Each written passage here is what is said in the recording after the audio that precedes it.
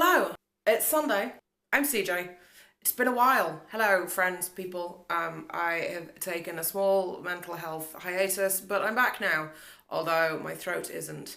So that's just how it goes. But I mean, this week we're talking about words and one of my favourite words. So obviously I was going to be here for this. So I want to run through a brief history of the word queer and all of that kind of thing. And then because I like queer, I love this word.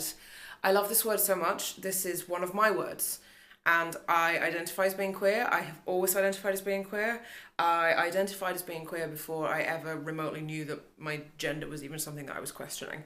And for me, queer is a safe space, and it is a bubble that keeps me protected, and it's a label that I find as a comforting, in that way that we should. Labels should be a comfort, not a box. That being said, I'm going to use the word queer a lot. I'm going to use it sensitively and knowingly, but that is obviously, if it's a word that you don't like to hear, I would not watch this video. I'm probably going to make mention of other words. I will not be saying these outright because they're not my words to use, but obviously the thing about when we're talking about queer is it's seen as being a pejorative in a lot of ways, and it has connections to other words that people don't like, that may be upsetting. I'm not going to, like I said, I'm not going to use them because they're not my words, but also I am going to reference the fact that they exist. That's something that makes you feel upset or uncomfortable. Again, not something that you should maybe stick around for. And yeah, like I kind of want to talk about what being queer means to me as well, because like I said, this is my place. This is where I'm from. So a lot of the research and stuff that I've found, I'm going to put links down here because there are things for you to read because I like to give you guys homework, and because, you know, people have talked about this a lot. And one of the biggest things, and as you all know, like one of the things that I care most about is making sure that we are educated and mindful, and that as members of a wider community and the world in general, like we know what we're talking about when we talk about a thing. So the amazing thing about the word queer is that if you go back to the 1500s, the word queer has always sort of meant not straight. And when I say not straight, I don't mean in concepts of like sexuality, like way before straight had anything to do with sexuality. Queer meant something that was like not in a straight line, particularly like something that could be bent.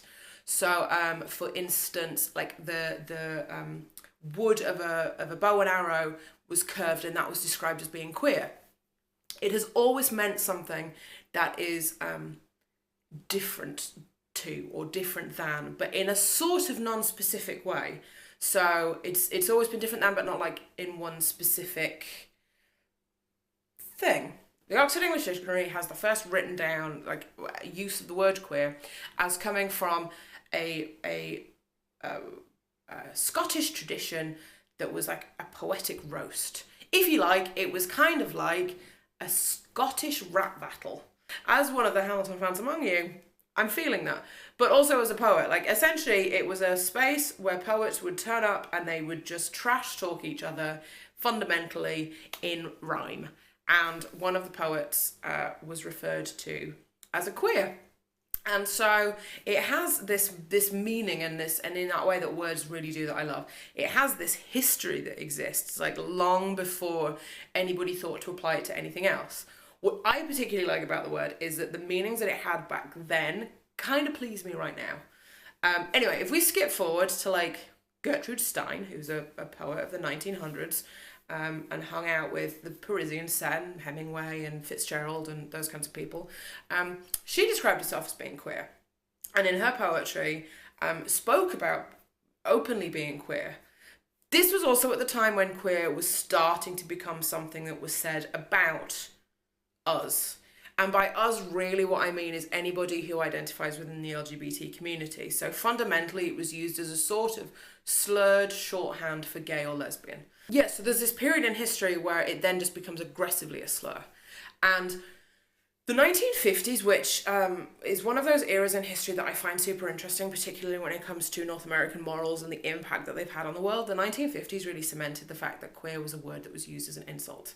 And it was a word that was used by the non-queer community the non-LGBT defining community to insult or talk about people. It was seen as being something that was imposed upon anybody who was different. And this is the era of McCarthyism and witch hunts and this imposing of a morality that still exists, that we're fighting against today. This idea that like normal means heterosexual, it means white, it means physically able, it means middle class, it means not poor, like all of those jumbled up terms like we get from this particular period in history when stuff was being coined.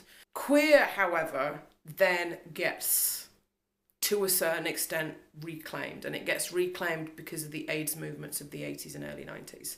And that's where Queer Nation comes in. And Queer Nation, like ACT UP, were a group, an organisation that did a lot of campaigning around HIV awareness and fighting for the rights of people who were affected by HIV, but also people who were affected indirectly through HIV. So perhaps they didn't have it themselves, but through being seen as gay or being seen as queer, as being seen as other, was somehow our bodies were being politicized, they were being taken over, they were being co-opted as a bad thing. And so you have that. Then in the 90s, queer starts to come into the academic world. So then you have queer theory. You have this world where people are reclaiming it. And one of the things that's fantastic is like in the first kind of iterations of it, the first way that it was used, it was really seen as all-encompassing. So it covered and was meant to be inclusive of not just sexualities, but also genders, races, that sort of thing that we talk about as being intersectional today is something that queer really, really meant. I first came across the concept of queer, if you like. Queer is not a word that I was massively familiar with up until I went to university, with a couple of notable exceptions. There is a northern phrase that my family use, and they say there's noughts so queer as folk. And that means there's nothing as strange as people, the sort of peopleness of people, if you like. And that's one of my family's favourite phrases. And then, obviously, when the original Queer as Folk came out, I was old enough to become aware that this was a thing that talked about people who may not be straight, and was deeply, deeply intrigued by it. But for me, my sort of first approach to it was in university, and that was when I learned about queer theory. And that's one of the biggest difference about the word queer as opposed to the F word, the D word, the N word, any of these others, is that it exists within an academic sphere as well. It is unfailingly political, it is also academic, and it is recognised within a respectable space, I guess. And that's for me is really important because that's the space that I inhabit. As an academic, as a political person, as somebody who is interested in activism, it's a space that I feel has room for me in it. And so I don't see it as a slur, first and foremost, partly because I've never had it used as a slur against me in my formative years. I've only heard it since I took it on as my label, if you like. And I guess that's where I come to with it, of feeling like I understand if it's not a word that you feel comfortable with. I'm never going to tell anybody what word that you should identify with, because that's not how it works. It works where you take a word and you feel comfortable and you feel safe and you feel secure with it, or you take no label and you are equally supposed to feel as safe and as comfortable with that. But that being said, there has been a lot of vitriol that exists particularly online, where people are very, very disparaging of other people's identity choices, and queer is one of those words where that happens. And so I find it frustrating, partly because I feel like it negates and attempts to ignore certain facets of what I feel like is my history. And I also think it pays a disrespect to my present. And so while I understand people not necessarily being comfortable using it, I don't really understand people wanting to crap all over people who do use it. So when it comes to it, and this is also the trickery that we have when it comes to labels anyway, is that, like, I had a conversation with some friends about this relatively recently. I'm gonna be honest, if you are cisgendered, heterosexual, white, and middle class, the likelihood is that you can't call me anything that isn't gonna piss me off. It's just true. I'm sorry, I know it's unfair, but you know what? You're gonna have to deal with it because the way in which people refer to and the sort of necessity with which people want to qualify queer people all of the time comes under, I'm going to use a word to make sure that everybody is aware that when I'm talking about you, I'm saying that you're other. And so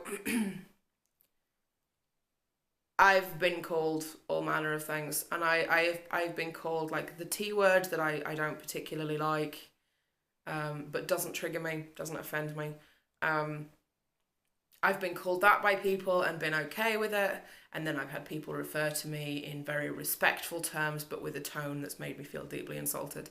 So I think there is this nuance to language, and there is this nuance to the way that the world exists.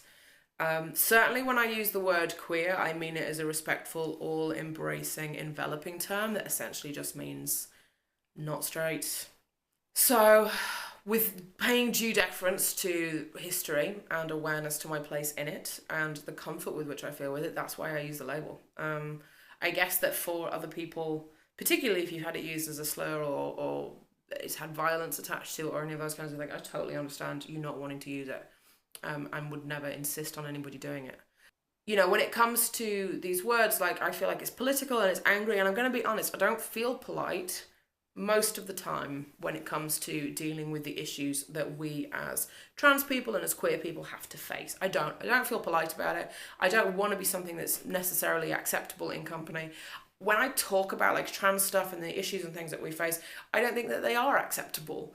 And so if I'm going to be labelled as anything, labelling me as an angry queer is at least a sort of label that I pick. So yeah, that is a hop, skip, and a jump all the way through the history of queer, right up until the present day me. So there you go. Like I said, links are down below if you want to read any more about the history, if you want to know any more about things.